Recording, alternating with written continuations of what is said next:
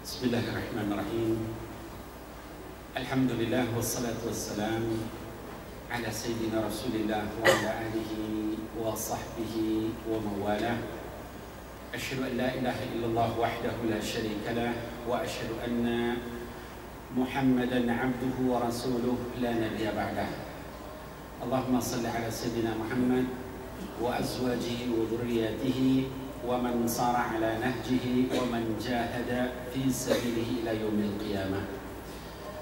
أما بعد فيا أيها المسلمون والمسلمات أعانكم الله، أحييكم بتحية الإسلام تحية مباركة طيبة. السلام عليكم ورحمة الله وبركاته. Hadirin wal hadirat, muslimin wal muslimat yang seluruhnya insyaallah berada di dalam rahmat Allah Subhanahu wa taala, kasih sayang Allah Subhanahu wa taala dan juga maghfirah dari Allah Subhanahu wa taala. Alhamdulillah kita berjumpa mungkin kali yang kesekian. Saya beberapa waktu yang lalu pernah mengisi juga di sini. Ya, sekarang diminta mengisi lagi, dan kali ini materi kita berbeda, yaitu tentang al-ikhtilaf wa tanawwu' fi itar al-wihdah. Ya, jadi bagaimana kita mensikapi berbagai macam perbedaan dan juga keragaman fi itar al-wihdah, di dalam bingkai persatuan. Nah, kaum muslimin muslimat, ma'asyiral muslimin muslimat, anakumullah, kalau kita melihat di dalam Al-Quran, Allah Subhanahu wa taala menyebutkan misalnya di dalam surat Ali Imran, ya, ayat ke-103 kalau tidak salah, kata Allah Subhanahu wa taala, a'udzubillahi minasyaitonir rajim, wa'tasimu bihablillahi jami'an wa la tafarraqu. Jadi kata Allah Subhanahu wa taala, i'tasimu, ya, kalau di dalam bahasa Arab ini disebut fi'il amr, ya. Dan di dalam kaidah tafsir dikatakan al-amru yadullu ala wajibin. Ya, jadi fi'il amr atau kalimat perintah kalau di dalam Quran, di dalam hadis itu menunjukkan hukumnya wajib, kecuali kalau ada dalil yang menyatakan dia sunnah, ya. Kalau tidak ada maka dia tetap pada hukum asal, yaitu wajib. Contoh apa? Misalnya aqimus shalah, itu fi'ilnya amr, kalimatnya perintah, berarti mendirikan salat itu hukumnya wajib, ya. Wa atuz zakah, itu fi'ilnya amr, kalimatnya perintah, berarti mendirikan dan mengeluarkan zakat hukumnya wajib, dan seterusnya, ya. Jadi semua perintah dalam Quran itu wajib, kecuali ada yang menurunkan, dalil lain yang menurunkan menjadi sunnah. Nah, kata Allah Subhanahu wa taala dalam ayat tadi, wa'tasimu bihablillahi jami'an. Jadi hendaklah kita berpegang teguh kepada tali Allah itu bersama-sama. Wa'tasimu, ya, dalam bentuk fi'il amr, berarti kita bersatu bersama-sama, itu hukumnya wajib, gitu, ya. Karena fi'ilnya adalah fi'il amr, ya. Kemudian juga sigatnya sigat jamak. Wa'tasimu, kepada siapa khitabnya? Kepada seluruh orang yang mengaku beriman kepada Allah, yang mengucapkan la ilaha illallah Muhammadur Rasulullah, itu i'tasimu bihablillah. Wajib atas kalian semua untuk berpegang teguh seluruhnya kepada tali Allah Subhanahu wa taala. Masih kurang tegas, dilanjutkan lagi ayat itu, wala tafarraqu, ya, menunjukkan haramnya bercerai-berai, haramnya berpecah belah, haramnya bermusuh-musuhan, ya. Jadi sudah perintah tadi menunjukkan hukumnya wajib, ya, kita bersatu. Lalu ada nahyu, wala tafarraqu, jangan sekali-kali kalian bercerai-berai, ya. Jadi ini kalau orang yang memahami, maka dia akan ngeri dengan ayat ini kalau kemudian berpecah belah di dalam agama Allah Subhanahu wa taala, ya. Kemudian kalau kita lihat ayat ini, hadirin wal hadirat yang dimuliakan Allah, bukan hanya berhenti sampai di situ. Kemudian Allah lanjutkan lagi, wadhkuru ni'matallahi 'alaikum. Kalau masih kamu kurang faham juga, ingat nikmat Allah kepada kalian, id kuntum a'da'an, yaitu ketika kamu bermusuh-musuhan dulu, ya. fa'allafa baina qulubikum. Maka Allah yang mempersatukan hati kalian di dalam Islam. Maka kemudian kalian menjadi bersatu, ya, ikhwana, saling bersaudara satu dengan yang lain. Nah, hadirin wal hadirat, ini satu perintah dari Allah Subhanahu wa taala yang mewajibkan kita untuk bersatu, ya. Kemudian ada ayat lain di dalam surat Hud, ya, surat Hud ayat ke-118, ya. Kata Allah Subhanahu wa taala di dalam surat Hud, ya, dikatakan walau syaa Allah, seandainya bukan karena keinginan Allah, la ja'alakum ummatan wahidah, niscaya kalian itu dijadikan satu umat saja oleh Allah. Wala yazaluna mukhtalifin, tetapi mereka itu tidak henti-hentinya berbeda pendapat. Illa ma rahima rabbuk, kecuali yang dirahmati oleh Allah. Ini seringkali orang salah paham. Oh, berarti yang dirahmati Allah itu siapa? Para nabi, ya. Nabi itu yang nggak bercerai-berai. Umat Muhammad sendiri pun dikatakan di dalam hadis, sataftariqu ummati, ya, akan berbeda pendapat, berpecah belah menjadi sekian golongan, ya. Nah, tetapi yang jadi masalah adalah bukan kemudian kita melegalkan itu, ya. Karena itu hanya menyebutkan fakta. Tapi kalau nyuruh bersatu itu perintah, ya. Jadi bedakan itu. Percuma kita mau bersatu. Orang tadi hadisnya bilang akan pecah belah, bukan begitu. Cara berpikirnya itu fakta. Tetapi perintahnya adalah i'tasimu bihablillahi jami'an. Dalam ayat yang lain, innal ladzina farraqu dinahum wa kanu syi'a lasta minhum fi syai'. Orang yang pecah belah dalam agama menjadi golongan-golongan, itu lepas tanggung jawab kamu, wahai Muhammad. Ya, jadi berarti dilarang kita untuk berbeda, untuk berpecah belah maksud saya. Nah, hadirin wal hadirat yang saya cintai karena Allah, lalu kemudian bagaimana kita mensikapi perbedaan itu? Ya, ini yang penting saya ingin sampaikan pada kesempatan siang hari ini. Para ulama menyatakan yang namanya al-ikhtilaf nau'ani. Perbedaan pendapat itu ada dua jenis, dua macam, ya. Yang pertama yang disebut al-ikhtilaf fil usul wa huwa mamnu haram, ya. Yang pertama adalah berbeda dalam masalah dasar agama, itu adalah dilarang, haram hukumnya. Apa yang disebut perbedaan pendapat dalam dasar agama? Seperti misalnya orang yang menyatakan ada Nabi ke-26, ya, siapapun namanya, bisa Mirza Ghulam Ahmad, yang bisa siapa namanya Lia, siapa itu ada kemarin aku Nabi, ya. Terus siapalah Musailamah Al-Kadzdzab, ya. Kalau pada masa Nabi saja sudah ada yang seperti itu, ya. Itu namanya ikhtilafil usul, berbeda di dalam masalah dasar agama, dan itu diharamkan oleh Allah Subhanahu wa taala, ya.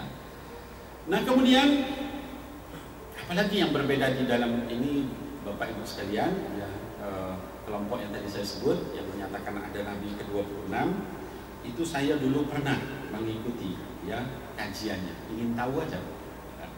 Tapi nanti Bapak Ibu sekalian jangan ikut karena kalau kita nggak punya bekal nanti lewat itu, hanyut. Dia bukan hanya menyatakan Nabi ke-26, ya, tetapi lebih dari itu. Mereka menyatakan Ar-Rahman Ar-Rahim itu adalah nikmat panjang, nikmat pendek, bukan Maha Pengasih Maha Penyayang. Jadi yang namanya penyimpangan itu akan diikuti terus penyimpangan-penyimpangan lain sepanjang penyimpangan itu di dalam dasar agama, disesatkan oleh Allah Subhanahu wa taala. Lebih dari itu, mereka menyatakan juga surga neraka itu bukan di sana, tapi di sini. Kalau kita berbuat keburukan, kita merasa sedih, nyakiti orang lain sedih, itu neraka, kata mereka, ya. Surga apa? Kalau kita berbuat kebaikan, kita merasa senang. Nah, itu surga, katanya. Jadi makin lama makin parah. Itu kalau orang nggak mengerti bahasa Arab, nggak mengerti apa namanya ayat, hadis dan sebagainya, ditelan aja itu. Oh iya ya benar ya. Terakhir saya ngaji itu, ya ingin tahu namanya. Mereka katakan Allah itu kotak pos. La haula wala quwwata illa billah. Udah ini saya bilang, stop sampai di sini. Lana a'maluna wa lakum a'malukum. La nabtaghil jahilin, ya. amal kamu bagi saya, amal saya nggak ikut orang yang jahil. Ya. Kenapa Allah kotak kos? Bukan sembarangan. Mereka punya pemikiran, walaupun menyimpang pemikirannya. Dia bilang kan Allah itu bisa ditulis, bisa diucapkan, ya, bisa didengar. Berarti itu makhluk, itu kotak kos saja. Kalau kita berdoa, arahkan ke situ kotak kos. Pemiliknya kita nggak tahu. Filsafat, ya. Nah, jadi hadirin wal hadirat, tadi saya katakan berhati-hatilah kita di dalam penyimpangan usul, karena itu parah nanti, ya, akan berlanjut kepada penyimpangan yang makin parah. Ya. Lalu kemudian contoh lain apa yang berbeda dari sisi usul, ya, hadirin wal hadirat yang seluruhnya berada di dalam kecintaan Allah Subhanahu wa taala. Misalnya orang yang menyatakan rukun iman itu bukan 6 tetapi 7. Yang ketujuh beriman kepada 12 imam. Ya. Apapun namanya, apa namanya? Nahnu la na'tamidu bil asma walakin bil musammayat. Ya. Kita nggak peduli sama namanya, nama bisa berganti. Tapi kita peduli pada substansi. Ya. Jadi kalau sudah orang nambah rukun iman selain beriman kepada Allah, apa saja itu? Iman kepada Allah secara berurutan sesuai dengan ayat. Malaikatihi wa kutubihi wa rusulihi wal yaumil akhir. Habis apa? Takdir syarruhu wa khairuhu. Ya, jadi takdir yang baik maupun buruk. Ditambah yang ketujuh beriman kepada 12 imam. Ya. Nah, ini kalau sudah seperti ini menyimpang, nggak bisa kita. Ini ikhtilafil usul ini, ya, udah nambah rukun iman. Apalagi kemudian nanti syahadah ditambah lagi, ya, wa asyhadu anna Ali waliullah. Kif ada? Gimana ini? Nambah syahadah. Azan ditambah pula nanti. Ya, setelah asyhadu anna Muhammad Rasulullah tambah lagi. Ya. Nah, ini kalau sudah seperti ini ikhtilaf dalam usul, nggak boleh. Ya, kita mengikuti itu. Ya. Kalau misalnya urusannya masih dalam masalah fikih, ya mungkin kita masih bisa terima. Tapi kalau sudah urusan akidah ini tidak bisa kita menerima perbedaan itu. Gak usah saya sebut namanya, kita tidak mencela siapapun. Di dalam majelis ini kita hanya mempelajari ilmu, mengenal, oh ini kalau dengar begitu jangan diikuti. Kenapa? Bedanya ikhtilaf usul. Gak usah dicela, ya, tapi difahami, dilaksanakan, kasih tahu supaya orang tidak mengikuti itu. Ya. Contoh yang lain apa lagi? Ya, misalnya orang yang menyatakan bahwa kita harus bersyahadah ulang dengan saksi. Ada nggak itu? Ada. Saya dulu pernah ngajar agama, jadi dosen di salah satu universitas. Terus mahasiswa saya nanya, katanya, Ustadz Habib, ini kan Habib Muslim ya? Saya bilang, Masya Allah masih nanya begitu. Muslim ya katanya. Insya Allah saya Muslim, anak Muslim. Kalau benar Habib Muslim, waktu syahadah siapa saksinya? Kenapa saya bilang? Ya itu kan bersaksi. Kamu belajar bahasa Arab di mana? Nah, kalau kita belajar bahasa Arab itu, makna asyhadu itu bukan hanya bersaksi. Asyhadu bimakna juga al-yamin, bersumpah. Bimakna al-ahdu atau al-wa'du, berjanji. Bermakna al-iqrar, ya, membuat pernyataan, statement. Ya. Banyak termasuk apa namanya al-musyahadah, bersaksi. Ya. Nah, jadi bukan hanya bersaksi aja artinya sebenarnya. Bersumpah disebut asyhadu maknanya. Ya. Oh enggak, harus ada saksinya. Akhirnya terus dia tidak bisa meyakinkan saya, datang gurunya. Juga diskusi soal itu, harus ada syahadat ulang. Akhirnya udah gurunya nggak bisa, gurunya lagi datang. Saya bilang daripada kita debat, saya itu nggak suka berdebat sih. Ya. Tapi gini aja deh, Anda kan mengerti agama, tolong carikan satu hadis saja yang sahih bahwa anak para sahabat Nabi Sallallahu Alaihi Wasallam, ya, radhiyallahu anhum ajma'in, itu bersyahadat ulang apabila dia dari kecil sudah Islam. Jadi ini dari kecil sudah Islam, kayak kita semua kan, ya, ini kan kecil sudah Islam. Nah, udah besarnya disyahadatin ulang sama Rasul. Kalau ada hadis itu, kalau ada gimana Habib? Kalau ada, saya ikut kelompok Anda. Benar deh katanya. Wah, benar ini katanya kalau gitu. Terus dia pergi berapa lama kemudian datang tuh itu orang itu, mahasiswa itu, gurunya sama gurunya. Datang lagi dibawa itu pernyataan di atas materai. Suruh saya ngisi. Kalau bisa menemukan hadis itu, ikut kelompok. Saya isi. Terus saya tanda tangan di atas materai. Ini nggak boleh dicabut lagi ya, Bin? Ya, insya Allah. Cari. Terus dia nanya, berapa lama kami dikasih waktu? Berapa lama kamu mau? 2 minggu. Jangan, saya bilang. Kitab hadis itu banyak, tebal-tebal. 2 minggu berarti memang bahlul.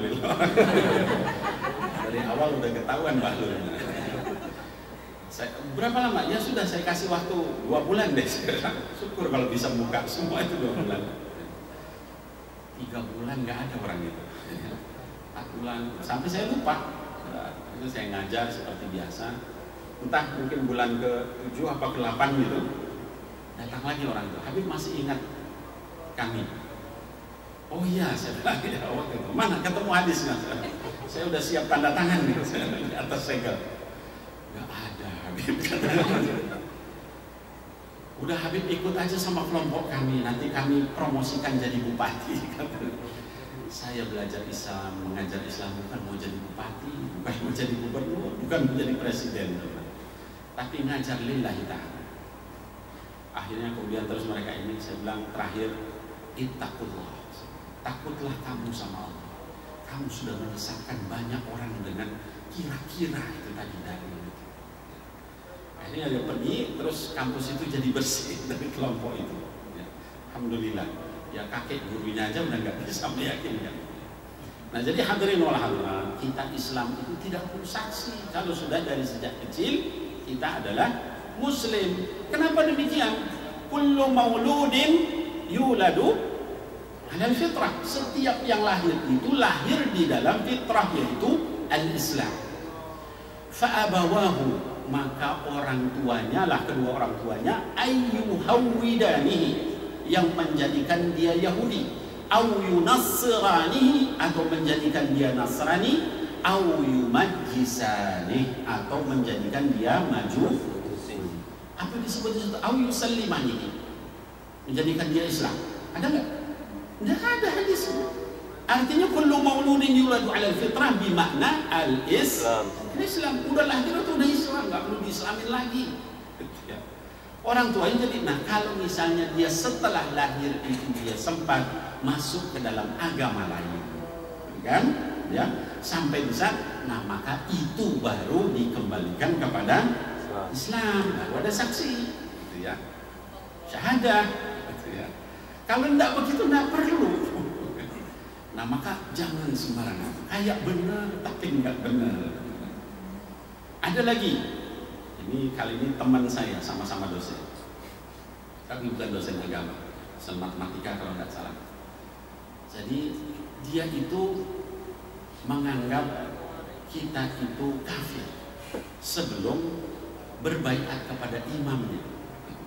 Ada nggak yang begitu? Pernah dengar? Ya. Harus baiat sama imamnya, kalau enggak kafir. Ya. Jadi orang itu selalu menghindari kalau ketemu saya ngobrol agama, nggak mau dia. Mungkin takut kayak yang pertama tadi itu. Ya. Nah akhirnya sekali waktu saya kebetulan datang ke rumahnya. Ya, ada urusan gitu ya, kemudian datang ke rumahnya. Pas pulang, terus teman saya bilang, Bib, itu pas pulang antum itu kursinya dicuci sama dia. Najis. Jadi kita dianggap kafir. Oh gitu, sebenarnya.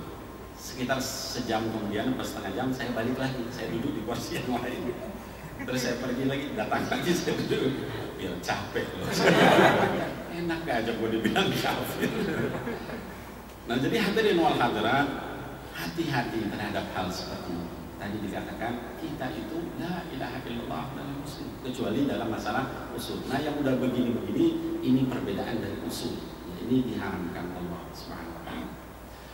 Nah, ikhwan wa akhwat, hadirin wal hadirat yang saya cintai karena Allah Subhanahu wa ta'ala. Lalu kemudian Masih banyak ini ya, perbedaan dalam usul ini masih banyak. Ya ada misalnya salah satu contoh yang lain yang tidak menerima hadis Nabi. Ya, juga banyak. Ya. Alasannya kita berdalil sama Quran saja, nggak perlu yang namanya hadis Nabi, kan? Ya. Jadi kita adalah ahli Quran. Hadis itu kan banyak yang dhaif. Hadis itu ditulis setelah Rasul dan seterusnya dan seterusnya. Kita harus tahu bahwa Quran itu sampai kepada kita itu melalui para ahli hadis. Ya. Yang meriwayatkan Quran itu sampai kepada kita itu juga yang meriwayatkan hadis. Orangnya sama. Ya. Jadi kenapa kita terima yang ini, nggak nerima yang itu? Sekali waktu saya diundang ceramah di Sydney, ya, New South Wales, itu kotanya. Waktu itu kalau tidak salah di salah satu universitas, ya, UNSW, University of New South Wales, mahasiswa. Ya. Kemudian ada satu orang yang selesai acara mendekati saya, terus dia bilang, tolong Ustaz Habib hadir di acara kami. Ya, husnuzon aja saya hadir, diundang namanya. Pokoknya udah kayak begini, udah ada pengajian, ada narasumber 2 orang atau 3 orang gitu. Ya. Hadir, lalu ketika ceramah aneh saya lihat. Saya kalau nggak salah giliran kedua atau ketiga gitu. Aneh kedua. Ya. Jadi 1 orang dari mereka, terus saya ada 1 orang lagi. Ini kok selalu menginikan kita ini dari Quran. Sampai kemudian terus kita tidak menerima hadis Nabi Sallallahu Alaihi Wasallam karena itu tidak bisa dijamin dan seterusnya. Ini berarti ini aliran ini saya bilang, ya, yang mengundang. Mana saya nggak tahu. Hadir di situ nanti dibilang melegalkan pula. Pas terus saya diberi kesempatan bicara. Ketika saya bicara terus saya sampaikan. Seperti tadi, saya bilang yang meriwayatkan Quran itu juga meriwayatkan hadis. Yang kedua, kalau kita itu memahami fikih secara mendalam, saya bilang, Quran itu tidak bisa dilaksanakan tanpa hadis. Salah satu contoh saya bilang di dalam masalah sholat. Apakah kalian sepakat sholat itu fardu? Ya, sepakat. Sholat di dalam Quran itu hanya ada 3 gerakan. Ya. Al-qiyam, berdiri. Ar-ruku, ruku, as-sujud. Hanya 3 gerakan di dalam Al-Quran. Nggak ada di dalam Quran disebutkan takbiratul ihram. Nggak ada di dalam Quran disebutkan baca Fatihah ketika sholat. Nggak ada di dalam Quran iktidal. Tidak ada di dalam Quran duduk di antara 2 sujud. Tidak ada di dalam Quran tahiyat. Tidak ada di dalam Quran salam. Jadi kalau Anda menolak hadis, saya bilang, berarti Anda sholatnya cuma berdiri, ruku, sujud, selesai. Kira-kira sah nggak sholat seperti itu? Rame. Jadi akhirnya terus jawab ke sana kemarin, nggak tahu apa ini jawabnya. Akhirnya kemudian suasana jadi panas, terus saya dicela dan sebagainya. Saya diam aja. Terakhir saya masih dikasih kesempatan saya bicara. Dia pokoknya meyakinkan jamaahnya itu supaya ikut situ. Tapi itu udah pusing gitu orang dibilang begitu.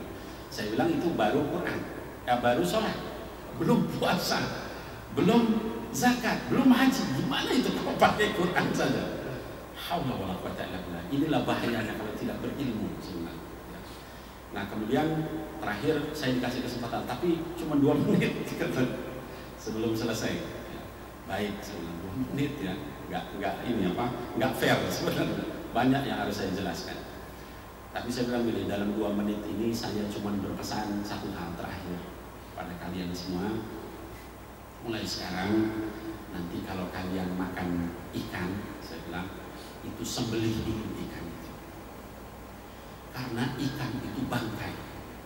Kalau kalian berpegang kepada Quran dikatakan, innama harramallahu alaikum al-maitata wad-dama wa lahmal khinzir wa ma uhilla li ghairillahi bihi wal munkhaliqatu wal mawqudatu wal mutaraddiyatu dan seterusnya, wal natihah. Itu dikatakan al-maitah adalah semua yang mati tidak disembelih. Jadi mulai sekarang kalian kalau makan ikan itu sebelum dia mati sembelih dulu itu ikan, baca bismillah. Kalau enggak itu kalian makan bangkai, haram. Jadi selamat menyembelih ikan. Rapi lagi. Jadi yang menghalalkan ikan itu di dalam hadis. Ya. Al-bahru tahur ma'ahu wal hillu maitatan. Yang namanya air itu, apakah laut, apa sungai, apa danau, itu tahur ma'ahu, airnya itu adalah bersih, suci. Wal hillu maitatan, dan bangkainya halal. Jadi kalau kita nemu, misalnya ada suatu saat ketemu dinosaurus besar dari dalam laut itu, Godzilla itu, ya, yang diam terus di dalam laut itu keluar, terus dia mati, makan, tidak usah disembelih lagi itu, nggak usah nanya lagi tuh bangkai gimana hukumnya, makan dinosaurus dari dalam laut, ya. Karena itu hadis itu katakan halal, semua yang di dalam laut itu, ya. Jadi nggak perlu nanya, gede banget binatang nggak pernah ketemu, tapi betul dari dalam laut, bukan dia dua alam atau segala macam, bukan. Ya. Sepenuhnya dari dalam laut langsung makan, nggak perlu disembelih lagi, halal. Ya. Itu berdasarkan hadis. Jadi selamat menyembelih ikan setelah itu. Nah hadirin wal hadirat, muslimin wal muslimat, ikhwan wa akhwat yang saya cintai kata Allah. Ini tadi perbedaan pendapat yang saya jelaskan adalah yang berkaitan dengan al-ikhtilafil usul wa huwa mamnu' haram. Ya. Kemudian yang kedua, para ulama menyampaikan, lalu ada enggak ikhtilaf yang boleh, perbedaan pendapat yang dibenarkan oleh syariat? Jawabannya ada, yaitu al-ikhtilaf fil furu', perbedaan pendapat di dalam masalah furu', di dalam masalah cabang syariah, yaitu adalah boleh. Nah hadirin wal hadirat, saya ingin menghimbau kita sekalian, jangan kemudian karena diprovokasi, dipanas-panasi, karena kita ikut satu pengajian atau dua pengajian, kita terjebak di dalam pertentangan hebat dalam masalah-masalah furu'. Karena hal seperti ini kita seperti pahlawan kesiangan. Kita merasa melakukan satu yang benar, tapi kita menyakiti saudara kita, padahal yang kita lakukan itu masalah cabang syariat, masalah furu', bukan usul syariat. Ya. Apa perbedaan pendapat di dalam masalah furu' ini? Salah satunya adalah misalnya contoh, orang berbeda pendapat di dalam apakah ketika Fatihah membaca Bismillah atau tidak. Ya. Bismillah dibaca jahar atau tidak. Ini ikhtilaf fil furu'. Jangan kemudian kita bertengkar, saling melaknat, saling menyatakan ini memvonis saudaranya hanya karena perbedaan dalam furu'. Ini saya ingatkan, usini wa iyyakum, menasihati saya dan kita sekalian, jangan kita terjebak menyakiti saudara kita dalam masalah furu'. Kenapa orang membaca Fatihah secara jahar? Ya, ketika di dalam sholat. Imam Syafi'i rahimahullah dan saya bermazhab Syafi'i itu membaca Fatihah jahar berdasarkan dalil di dalam Quran dikatakan nazala 'alaika sab'an minal matani wal Qur'anil 'azim. Diturunkan atas kalian itu 7 yang diulang-ulang. Kalau kita jumlahkan Al-Fatihah itu 7 ayat dengan bismillah. Kalau tanpa bismillah itu menjadi 6 ayat. Maka Imam Syafi'i, mazhab Syafi'i menyatakan bismillah dibaca jahar. Bismillahirrahmanirrahim. Alhamdulillahirabbil alamin ila akhir ayat di dalam Fatihah. Lalu kenapa ada yang tidak membaca bismillah? Ya. Imam Abu Hanifah menyatakan dalam mazhabnya tidak membaca bismillah. Jadi kalau perbedaannya 4 mazhab itu furu'. Jangan jadi ribut. Ya, saya katakan, saya ulangi 4 mazhab. Saya ulangi lagi 4 mazhab. Tidak ada mazhab 5. Ya, 4 mazhab. Ya, kalau berbeda dalam masalah ini jangan kemudian jadi ribut. Ya. Nah, Imam Abu Hanifah tadi menyatakan sholat itu Fatihah tidak dibaca. Kenapa? Dia berdasarkan hadis Bukhari Muslim. Wa qara'a sallallahu alaihi wasallam bi Fatihatil kitab wa qara'a alhamdulillahi rabbil alamin arrahmanir rahim maliki yaumiddin ila akhir ayat. Nabi Muhammad SAW dalam hadis Bukhari Muslim menyatakan membaca Al-Fatihah lalu membacanya Alhamdulillahirabbil alamin, Ar-Rahmanir-Rahim dan seterusnya. Maka mazhab Hanafi itu tidak membaca basmalah karena hadis tadi. Imam Ahmad sama Imam Malik menyatakan ini ayat bilang 7 ayat, hadis bilang Alhamdulillahirabbil alamin. Nggak mungkin ayat berbeda dengan hadis. Mazhab Hambali dan Maliki itu membaca basmalahnya sir. Alhamdulillahirabbil alamin, Ar-Rahmanir-Rahim. Semua kembali kepada Al-Quran dan Sunnah Rasulullah Sallallahu Alaihi Wasallam. Yang salah siapa? Yang salah yang membesar-besarkan pertentangan itu. Karena ini masalah pun berarti la ya'rifun al-fiqh. Orang yang ribut soal beginian itu enggak mengerti fikih. Ya. Wala yashmuna rihal fiqh. Bahkan belum pernah mencium bau fikih. Baru tahu satu hadis lalu ribut soal beginian. Saya menghimbau kita sekalian, jangan kita sibuk urusan yang ini. Kalau yang tadi perbedaan usul silakan, memang kita harus tegas. Ya. Contoh yang lain di dalam masalah qunut ini adalah misalnya tentang qunut atau tidak qunut. Ya.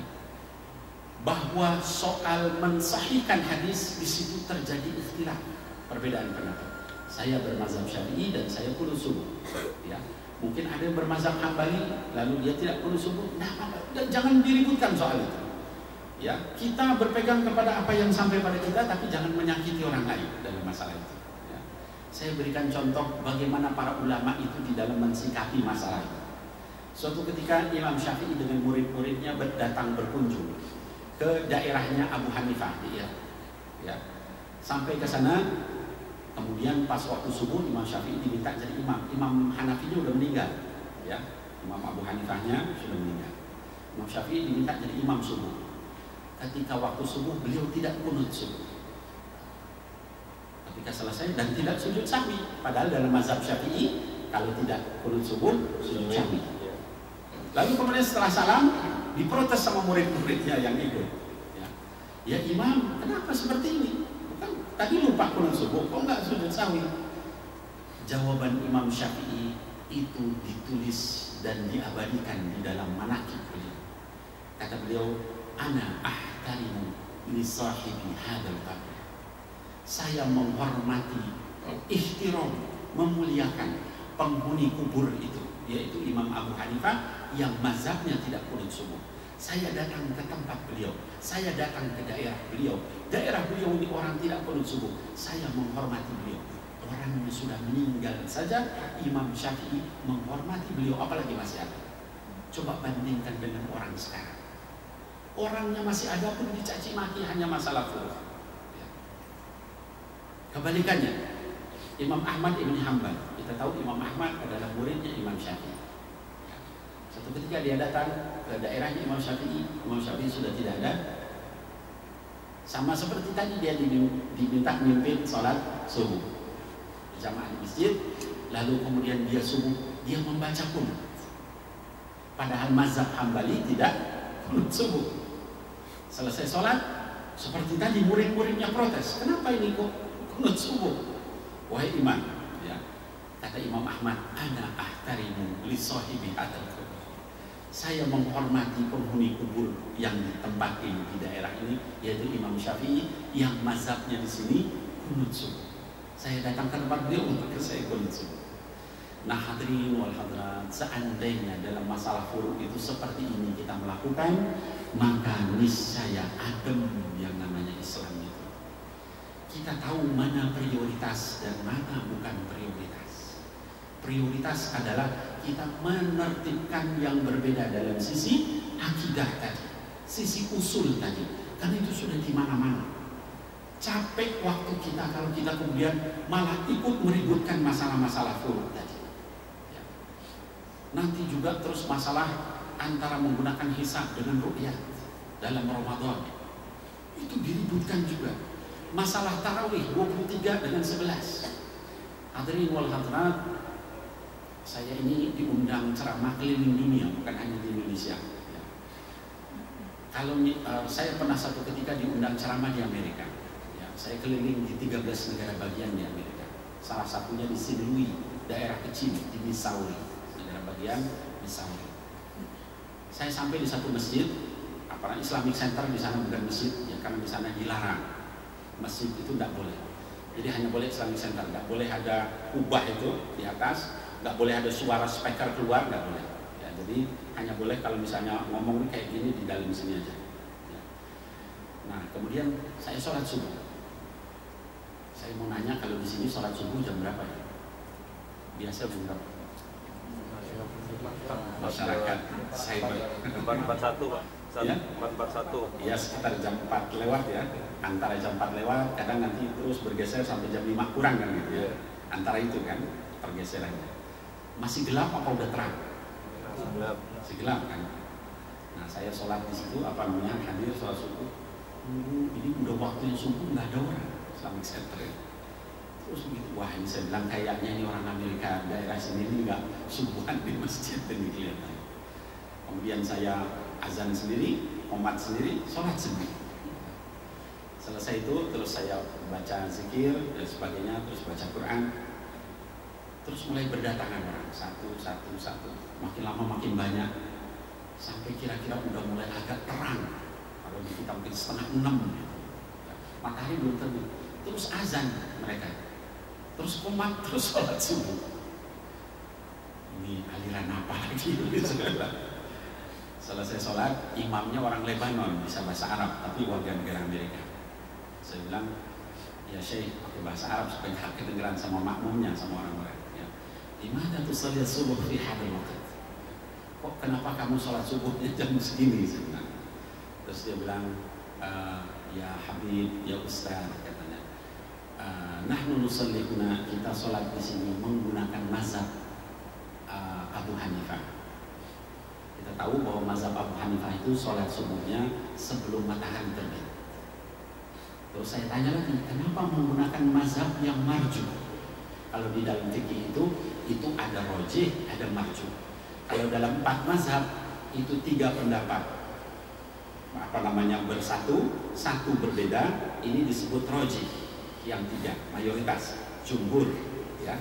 Yang 1 disebut marju, berbeda sendiri, ya.